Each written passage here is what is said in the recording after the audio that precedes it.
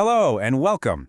Today, we're going to talk about something that's all around us, all the time, kinetic energy. It's one of those core ideas in physics that explains everything from a rolling ball to a rocket launch. So, let's jump right in. And just so you know, what we're covering today is drawn from Chapter 7 of a 20-part physics series from Virtualization Options LLC. Okay, let's get moving. Literally. So, first things first, what in the world is kinetic energy? Well, it's actually super simple. It's the energy that an object has just because it's moving. That's it. It's not some stored-up potential thing. It's the energy of action. And the coolest part is how universal this is. Seriously, if it's moving, it's got kinetic energy. It doesn't matter if it's a tiny marble rolling on your desk, a huge train barreling down the tracks, or a massive jet flying miles above us. They all have it. Okay, but how much kinetic energy are we talking about? How do we figure that out? Well, it all boils down to a pretty simple recipe, and there are really only two key ingredients you need to know about.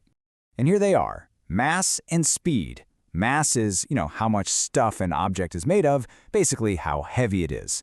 And speed, well, speed is just how fast it's going. Both of these matter, for sure, but as you're about to find out, they are definitely not created equal. Let's look at mass for a second. Imagine a huge truck and a really light bicycle. Now, picture them both moving at the exact same speed, say 50 kilometers per hour. The truck is going to have way more kinetic energy, right? That just makes sense. You know it would be a lot harder to stop the truck. But this is where we get to the really fascinating part of all this. Because while mass is obviously important, one of these two ingredients has a kind of hidden superpower. It has a much bigger impact on an object's energy. So let me ask you a question. Let's say you have some object that's moving. What do you think would have a bigger effect on its kinetic energy if you doubled its mass or if you doubled its speed? Just take a second and think about it. Okay, let's break it down. If you take that object and you double its mass, make it twice as heavy, the result is pretty straightforward. You double its kinetic energy. It's a clean one-to-one relationship. More stuff, more energy. Simple enough.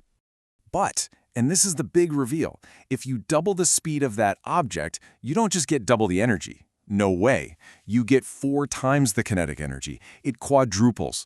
This isn't a straight line anymore. This relationship is exponential. And that is a complete game changer. So you can see it right here, side by side. Doubling the mass, you get a 2 times boost. Not bad.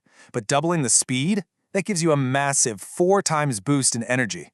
It's pretty clear which one is the powerhouse in this recipe. So what? Why does this 4 factor for speed even matter? Well, it's not just some number in a textbook.